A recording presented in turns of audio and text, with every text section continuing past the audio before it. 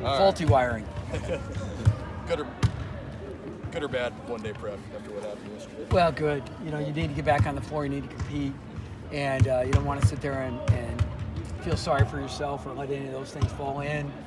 And, while the wounds are still fresh, let's get out there and battle. That said, you're playing a team you haven't faced yet this year. How difficult does that make it? Circumstances included to play against a team that has won 4 in a row coming into this. Yeah, and they're the only good news I can think of is that Maryland and them are a little bit similar in terms of some of their actions and how they play. Difficult to guard. Juwan Morgan is a really good player, terrific player. Robert Johnson is playing his best basketball, and then Green, their point guard, I think those 3 guys can really hurt you. They've got their own little core. I ask our guys, how many players do you think playing for these guys last year were on the active roster or played in the game?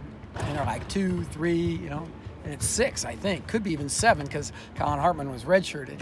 But really, you talk about the job that Archie's done with these guys is he's taken some guys that didn't even play in the game against us last year, which we won, and made role players, go-to players, and got guys to really buy into his system. They're defending really well. Their offensive attack is really good and hard to guard since they've gone small out of necessity with injury to Ron Davis. But at the same time, it's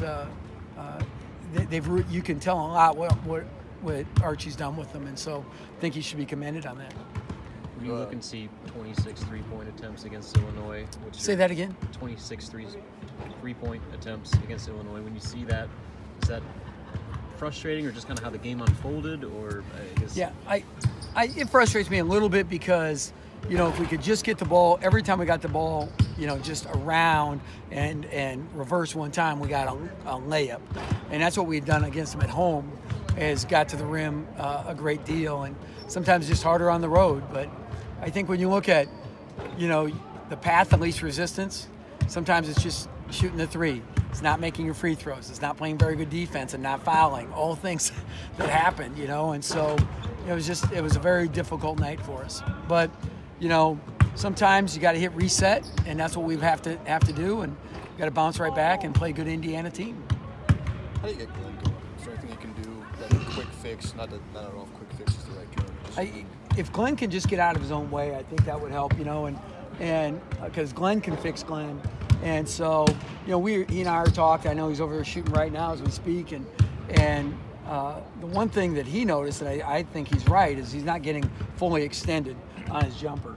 He's now, you can see he's kind of aiming it, So his jump's not as great. So if he can get into a full extension jumper, I think he'd be a lot better off. And then we got to get him to take some good twos, the twos that matter, and make some of those inside contested shots because people just run 2 and 3 at him. Yeah. And Glenn I wish he'd, kind of get crafty like James, and some of this is an innate ability, to get fouled. Yeah. Glenn would rather get the shot off, and if we can just get him back, get him foul line 5-6 times, you start feeling good. But, Glenn's one of those guys, I love him to death, and he wants what's best for us, and I don't think it bothers anybody more than Glenn that we lost that game, and so we're not gonna divorce him when things are bad and remarry him when they're good again. He's our guy, and we're gonna roll with him. Obviously, you never want to lose games within a run, but are there maybe some teachable moments that are there from the loss that might not have been there if you kept winning?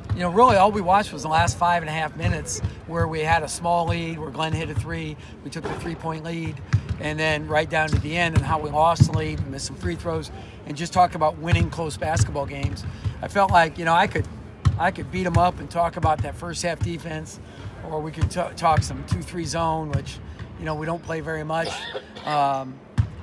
But it was pretty good, so maybe we'll play it more. We held them to about 27% from the field, so that half. But at the end of the day, I think the teachable moment is, all right, why do you win or lose a close game?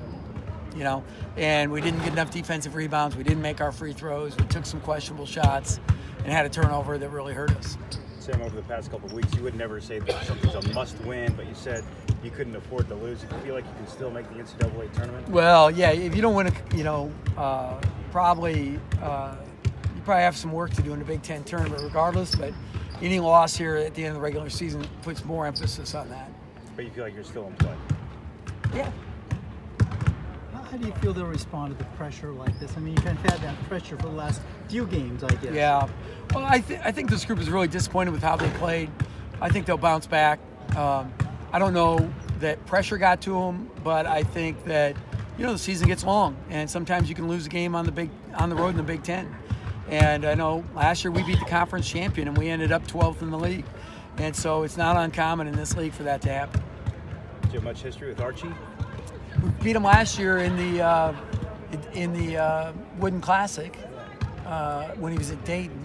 Good game. We got a little bit of a lead, and then they came storming back at the end, and they pressed us, and we turned it over a couple times. Do you able to watch film on that at all, or do you take anything from that, or is it just too? I might go back and watch that one. I might. I haven't yet. I haven't yet. I've been either mourning the loss and going through that, or just watching their team this year. And how big is the home stretch at home, I guess? Well, it's great to be at home the last stretch of the year. There's no doubt. I'm happy for our fans, and I'm happy for us to be playing in front of, in one of the best venues, because the way it is with our students and our fans that go crazy. Should be a fun week. Still a ton to play for. Is there a point with Glenn where you think about changing the lineup? I don't know that. I do believe I want to start Evan on senior night. So, and I don't know whose expense that'll come at. I don't want it to sound like expense, but it could certainly start him at the point, but that wouldn't have anything to do with this. So I don't want to say, yeah, and then, Saturday or Sunday or whatever it is, we, have, because I want Evan in that lineup the last night we're here. Hopefully. Anything else? Thanks, Coach.